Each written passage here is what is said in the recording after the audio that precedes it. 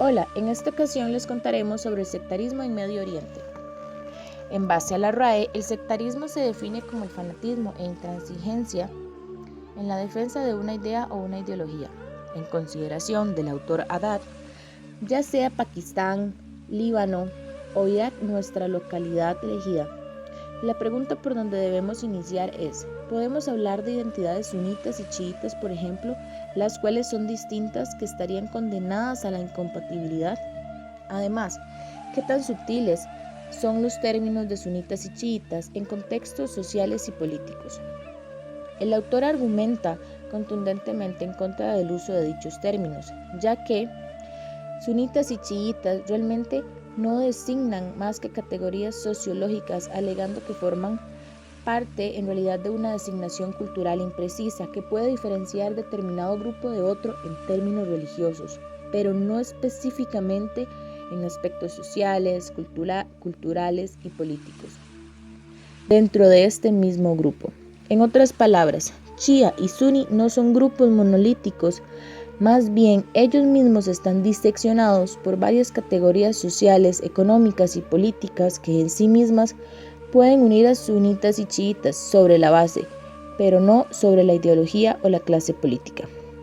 Lamentablemente, a menudo se encuentran comentarios sobre la sociedad árabe iraquí que reduce a los árabes iraquíes a chiitas y sunitas, cuyo comportamiento político y social se presume dictado por estas designaciones. En esta línea de lógica que facilita las nociones de odios antiguos y primordiales, de hecho, la misma lógica que en cualquier choque de civilizaciones, teóricamente, ya que no permite una pluralidad significativa dentro de ningún grupo. Este discurso, particularmente en el mundo árabe, retrata la diferencia sectaria como una característica social, la cual es manipulada por las élites, los regímenes y las fuerzas extranjeras en discordia sectaria. El autor, de hecho, define el sectarismo social como poco más que la pluralidad de sectas en cualquier sociedad, lo que implica que cualquier discriminación o tensión sectaria es producto de máquinas políticas desde arriba.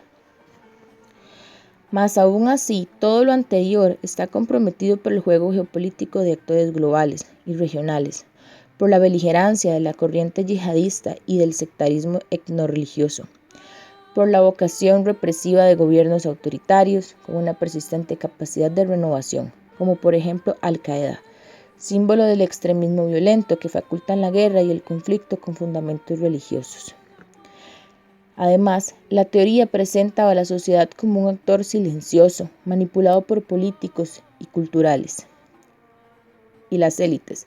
Además, esto responde a la acusación de pasar por alto el hecho de que las élites también nacen argumentando que esto ha de suceder.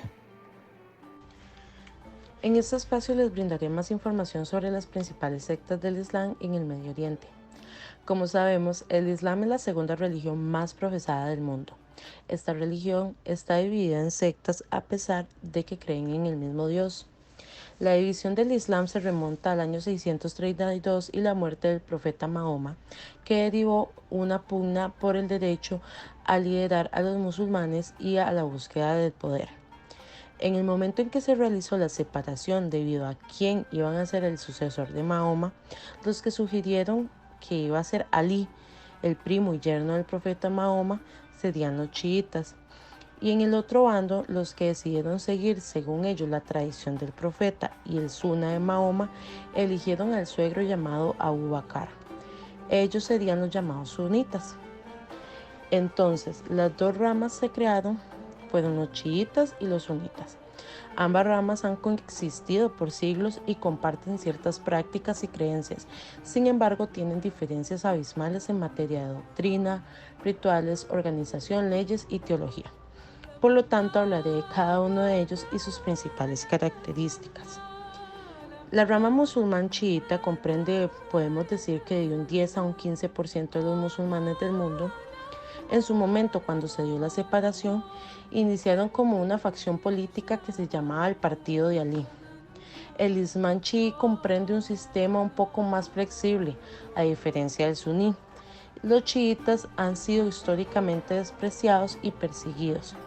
Y si bien los chiitas tienen menos porcentaje de musulmanes, tienen el poder de países grandes como Siria e Irak. Y además podemos mencionar que el grupo armado más poderoso chiita es el Hezbollah.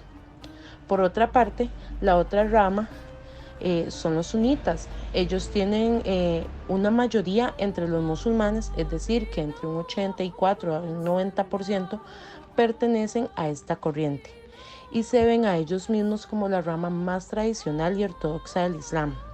Ellos le dan un énfasis mayor al profeta y a las costumbres. En contraste a los chiitas, los maestros y líderes religiosos sunitas han sido históricamente controlados por el Estado. Los sunitas tienen poder de países como Arabia Saudí y Qatar. Y además, de igual forma, para mencionar los grupos armados más poderosos, podemos mencionar lo que es ISIS o Al-Qaeda. También existe una tercera rama que casi no se menciona porque es muy pequeña. Ellos son los jaridíes, quienes abarcan un 1% de los musulmanes.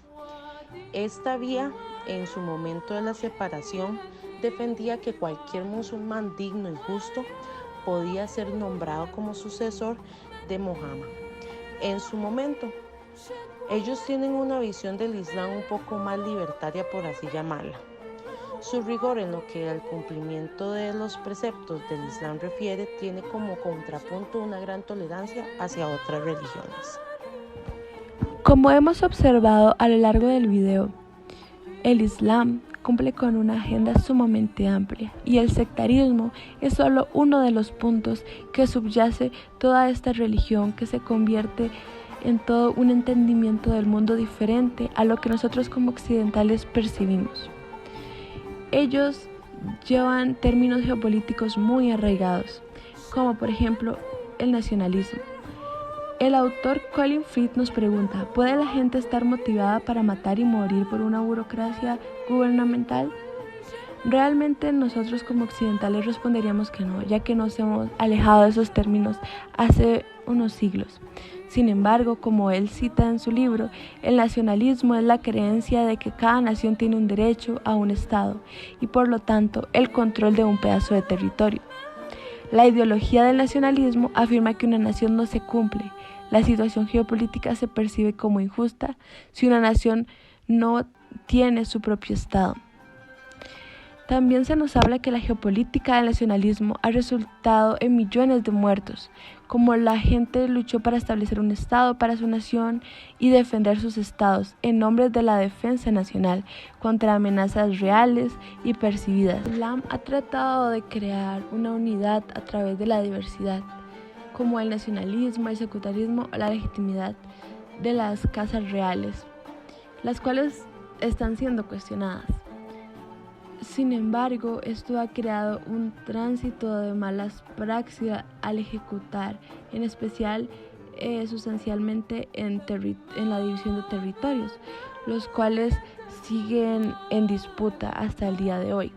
Podemos verlo con el caso de Siria y Líbano, que llevó estas represalias más allá de Oriente Medio.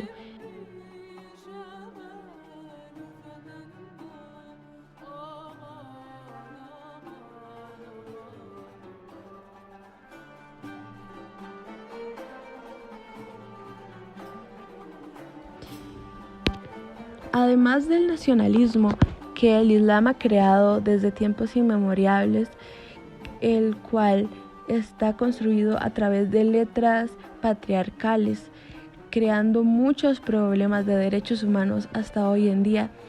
También, tras términos políticos, se puede analizar lo que son la violencia híbrida y las guerras híbridas, ya que desde que surgieron tensiones sectarias en donde chiitas y suníes conviven lado a lado, se han usado como ejemplo de lo que hace pocos años se ha desarrollado como luchas híbridas.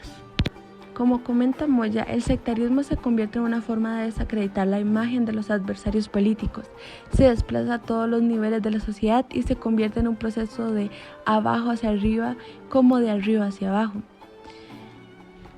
lo que termina creando o concibiendo un conflicto multimodal, en que al menos uno de los contingentes utiliza de forma simultánea y complementaria de formatos asimétricos y simétricos en aras de una mayor letalidad de sus acciones, según Hoffman. Ya sean protestas violentas hasta las más pacíficas terminan en una discusión, lo cual colma tanto psicológica como físicamente a las personas que viven en esas áreas. Como se sabe, las guerras híbridas nos muestran una doble faz. Por un lado, procura fusionar la letalidad de los conflictos, pensando que son más leves, pero por otro lado exhibe mayor la velocidad y la letalidad de las guerras irregulares del pasado, debido a las difusiones de tecnologías avanzadas, según Tello. Por lo tanto, en modo conclusión podemos mencionar que el sectarismo en el Medio Oriente se ha podido ver con una mayor evidencia en los últimos años.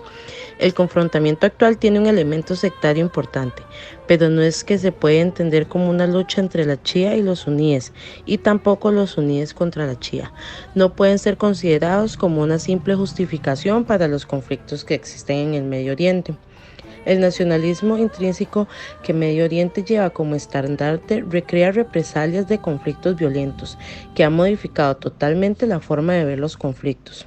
La guerra del Líbano aún no se ha recuperado y Siria sigue sectarizando a sus creyentes desde un modelo cada vez más destructivo con una esperanza de construirse que tardará varios años.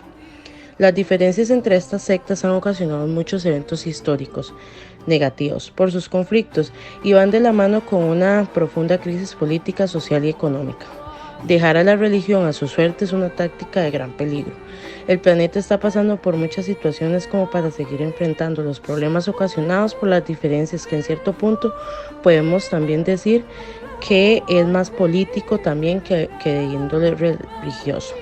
Se debe celar por un arreglo de seguridad que permita mermar el caos y el conflicto que la sectarización ocasiona.